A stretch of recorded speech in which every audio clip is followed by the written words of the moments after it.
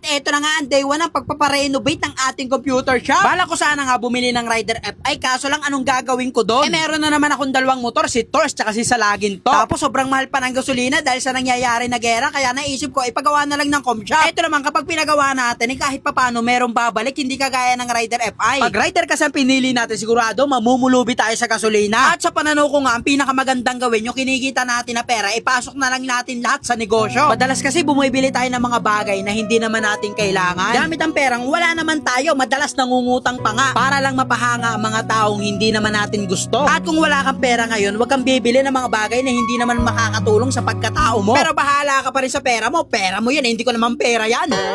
At kahit itong pinto natin, aalisin na natin yan, gagawin natin dito, ilalagyan natin ng malaking gate. Bali, bibili tayo ngayon ng itlog para yun ang magiging merienda nila o kaya almusal. Lulutuan na lang natin, tapos kapartneran natin ang tinapay. At dahil medyo mahaba-habang gawaan nga ang mangyayari sa ating computer shop, ay mag-i-stock tayo ng mga gulay. At ang ulamin nga natin mamaya, walang iba kundi ang masarap na sinigang na baboy. Tapos nag-stock na rin ako nitong pakbet para sa susunod na araw, ibibili tayo ng isda at papartner natin ito. May freebies, madam. Ayan.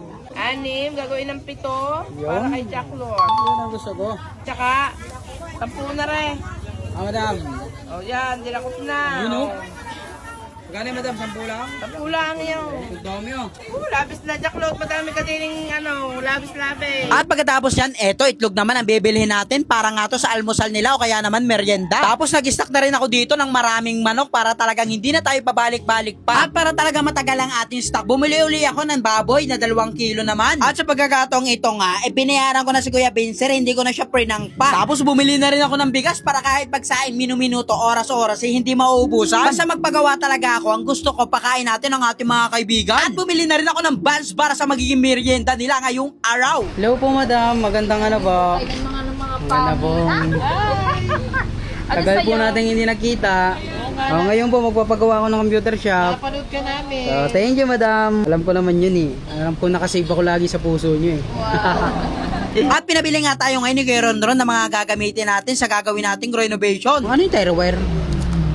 Kawad, Jack lang Kinangina, isip ako nang isip ng tire wire, kawad lang pala. Pasensya na.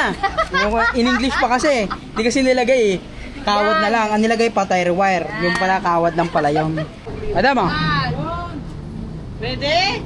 1, 2, 3, 4, 5, 6, 7. At wala pang minuto, eto na-deliver na kagad nila ang kailangan natin. Bali pagpatapos na nga ang renovation natin, dun nyo palang malalaman kung magkano yung nagastos ko dito sa ating computer shop. Hindi ko lang alam talaga kung aabutin to ng 100,000 o higit pa, pero tingin ko talaga, kulang talaga dito ang 100 kasi papatiles natin to. Tapos palalagyan pa natin ng kisame at pagkatapos nung kukulayan pa ulit, di ba? Pero sa ngayon nga, pakainin muna natin ang ating mga kasama para hindi sila gutom pag nagagawa. Bali nakapagkape na sila kaninang umaga, medyo na late lang tong ating egg sandwich dahil nga namili tayo. At maya-maya eto, dumating na nga yung order natin na hollow block tsaka lupa. Bali din, ko na nga lang yung pinababa sa gilid kasi hindi nga kasya pag pinapasok natin doon sa loob, medyo maliit ang daan. Hoy, salamat.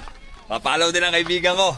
Eto, oh, yan, kitang-kita na, oh. Follow natin. Salamat sir sa pag-follow nyo. Palagi po kayong mag-iingat, lalo na napakahirap ng trabaho nyo pero kinakaya nyo pa rin. God bless po. At dahil talaga namang mabibilis gumalaw ang ating mga kasama para ma-renovate ang ating computer shop, sinigang na baboy ang ulam nyo for today's video. Literal na mabilis talaga gumawa ang mga kasama natin na ito. Tingnan nyo mamaya kung gaano nakadami magagawa nila sa isang araw. Pagkatapos nga lang nila magpahinga ng konti, eto diretso na kagad sila sa paglalagay ng semento para malagyan na ng bakuran. Kaya nga natin lalagyan nyo ng pader kasi yung gabok nga naman talaga kainaman dito sa amin. Para mabawas-bawasan din kahit papaano ang gabok dito sa loob ng computer shop. Kasi dati screen lang nakalagay dito sa gilid-gilid kaya naman talagang pasok na pasok ang gabok. Ang maganda sa nakuha natin ngayon na manggagawa talaga namang magaling kahit sa welding. Ito nga binutasan pa ni Kuya Ronron para maikabit lang itong bakal at doon na kumuha ng tibay. Di ba napakagaling? Ito nga binutasan pa ni Kuya Ronron tapos pinasok niya yung bakal para dito daw kukuha ng tibay ang ating magiging pader. At syempre si Diwata hindi pwede mawala, nandito yan sa ating renovation. Tamang panood lang ng mga funny videos. At talaga namang matibay ito ang ating magiging pader kasi lahat ka ng bakal ayan naka-welding. Tapos yung semento pa niyan pakakainin pa dyan sa bakal kaya talaga namang napakatibay. At dahil sumapit na nga ang alas 13, bumili na nga ako ng kanilang pangmerienda para naman ang kanilang mga tiyan makabawi sa pagod na nangyari sa kanila ngayong araw. At pagkatapos nga niyan, eto diretso na uli sila sa trabaho. Kung maalala nyo nga si Kuya Ronron din ang gumawa ng harapan ng bahay natin na talaga namang napakaganda hanggang ngayon napakatibay pa. Sa tingin nyo kaya anong magandang ilagay natin dito na kulay ng tiles? Tapos sa pintura rin hindi ko pa rin alam ang ilalagay natin kasi medyo naguguluhan ako kung puti masyadong madumihin. At eto na nga, napakadami kagad nilang nagawa. Day 1 pa lang tayo ha. Abangan nyo sa susunod na mangyayari pa.